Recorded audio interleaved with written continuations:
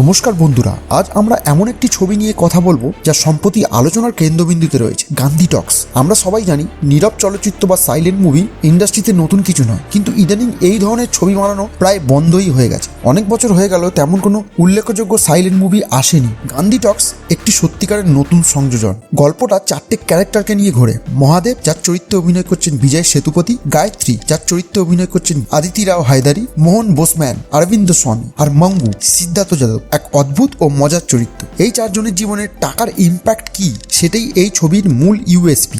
মজার বিষয় হলো সারা ছবিতে একটাও সংলাপ বা ডায়লগ নেই। সিনেমার মেন গল্প মহাদেবকে ঘিরে। যে চরিত্রে আছে আমাদের সবার প্রিয় বিজয় সেতুপতি। মহাদেব একজন বেকার যুবক, যার কাঁধে অসুস্থ মায়ের দায়িত্ব। তার চাই একটা চাকরি, কিন্তু সমস্যা একটাই, সে দুর্নীতির সাথে আপোষ করতে রাজি না। সে গান্ধীর আদর্শে চলতে চায়, কিন্তু এই কলিযুগে কি আর ঘুষ ছাড়া চাকরি জোটে? অন্যদিকে আছে অরবিন্দ স্বামী ওরফে বসম্যান, একজন বড় বিজনেসম্যান যার জীবনে একটা অদ্ভুত ঘটনায় তছনছ হয়ে গেছে। মহাদেব ভাবে বসম্যানের কাছে অনেক টাকা, তাই সে বেছে নেয় একটা বিপজ্জনক রাস্তা, ডাকাতি। ব্যাস, এখান থেকেই গল্পে এমন এক টুইস্ট আসে যে আপনার মাথা ঘুরে যাবে। কিভাবে এই দুটি গল্প একে অপরের সাথে মিশে যায়, কিভাবে তাদের জীবনে একে অপরের সাথে জড়িয়ে পড়ে, তা জানতে হলে আপনাকে গান্ধী টক্স দেখতে হবে। যদি এক কথায় ছবিটি রিভিউ করি তাহলে বলবো ছবিটি আমার খুব ভালো লেগেছে। পরিচালক কিশোর পান্ডুরং বেলেকার একটা বিরাট ঝুঁকি নিয়েছে।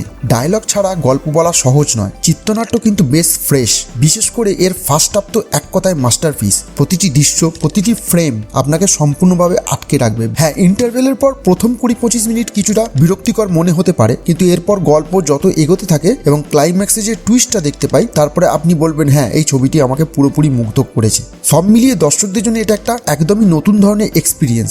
গান্ধী টক্স নিয়ে আমি তেমন কিছু আশা করিনি। সত্যি বলতে ছবিটা আমাকে দারুণভাবে চমকে দিয়েছে। সাইলেন্ট মুভিগুলোতে পুরো খেলাটাই হয় অভিভক্তি, আর এখানে চমৎকার অভিনেতাদের নেওয়া হয়েছে। বিজয় সেতুপতি কি অসাধারণ কাজই না করেছেন। তার আদর্শ, তার চরিত্রের গভীরতা সত্যিই খুব ভালো। তিনি তার চমৎকারভাবে উপস্থাপনা করেছেন। অদিতি রাও হায়দারি তার প্রেমিকার চরিত্রে অভিনয় করেছেন, খুব ভালো কাজ করেছেন। অরবিন্দ স্বামীও এই ছবিতে ছিলেন এবং তিনি অসাধারণ। এছাড়াও মহেশ মাঞ্জরেকারের একটি ক্যামিও চরিত্র দেখা যায়, তিনিও ভালো কাজ করেছেন। সিদ্ধার্থ এই ছবিতে আছেন এবং তিনি নিজের ছাপ ফেলতে সফল হয়েছেন। এই ছবিতে A.R. রহমান, তার মিউজিক শুধু ডিসেন্ট ছিল। আর সাইলেন্ট মুভিতে মিউজিকের গুরুত্ব অনেক, কিন্তু এখানে তার মিউজিক ঠিকঠাক ছিল, খারাপ নয় কিন্তু দুর্দান্তও নয়। তার 10-15 বছর আগের মিউজিকের যে মান ছিল, সেই মান এখানে দেখতে পাওয়া যায় না। সুতরাং সব মিলিয়ে আপনি যদি কিছু অনন্য, কিছু ভিন্ন কিছু দেখতে চান, তাহলে এই ছবিটি অবশ্যই দেখবেন। আমরা বলি না ভালোবাসা অন্ধ হয়, এই সিনেমাটা সেই কথাটাকে এক অন্য লেভেলে নিয়ে যায়। সাইলেন্ট সিনেমা মানেই বোরিং, এই ধারণাটা গান্ধী টক্স এক ঝটকায় ভেঙে চুরমার করে দেবে।